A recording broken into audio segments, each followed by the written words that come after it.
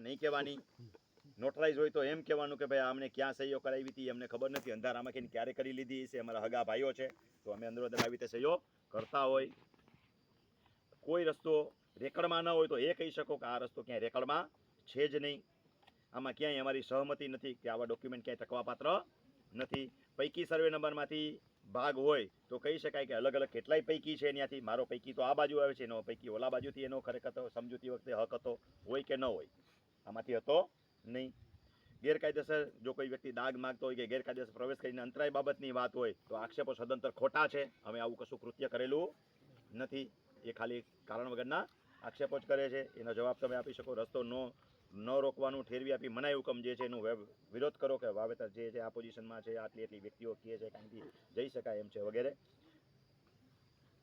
ક્યારે કોઈ કારણ ન ઊભું થયું એવું બતાવ્યું નહીં, સમય મર્યાદા ન ઊભી થઈ હોય તો તમે કહી શકો કે દાવા અરજી ટકવા પાત્ર નથી. એની અંદર આ દાવો ઘણા એડવોકેટની ભૂલો હોય જ રજૂઆત કરતી વખતે કે દાવો